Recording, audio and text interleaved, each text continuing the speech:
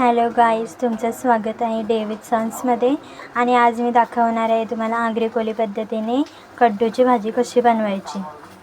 तर बघा, इथे कड्डू आहे धुतलेला, इथे कांदा चॉप केलेला आहे, टोमॅटो आणि ठेचलेल्या लसणाच्या 4-5 पाकळ्या, आणि इथे मी टोपशी गरम करत ठेवले. ती तापली ना का त्याच्यात तेल टाकू 4 का 5 चमचे. गाईज, आपलं तेल पण तापलं आहे. तर आपण या तेलात ना चॉप केलेला कांदा आणि टोमॅटो आणि हा ठेचलेला लसूण टाकूया.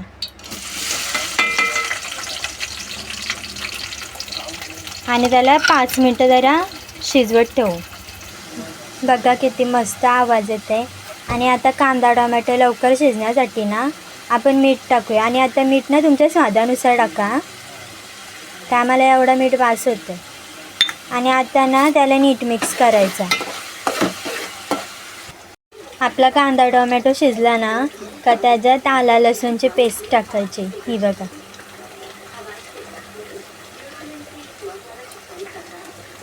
आणि मग परत नीट मिक्स करायचं. आणि पेस्ट टाकून झाल्यावर 1 मिनटं तरी शिजवायचं नीट. आणि मग नंतर हळद टाकायची.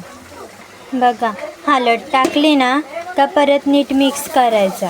जास्त काही मसाले नाही टाकायचे, मग चांगले नाही लागत. मग हळद टाकून नीट मिक्स करायचं. हळद टाकून मिक्स करून झाली ना का आपला गॅस बारीक करायचा आणि त्याच्यात मग कड्डूची भाजी ॲड करायची.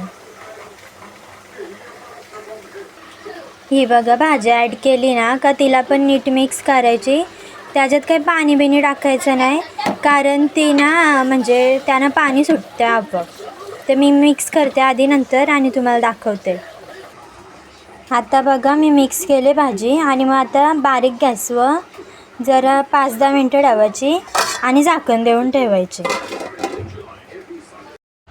गाईज, हा आहे आपल्या भाजीचा फायनल लुक. आणि खायला खूप टेस्टी लागते, एकदम ज्युसी असते. प्लीज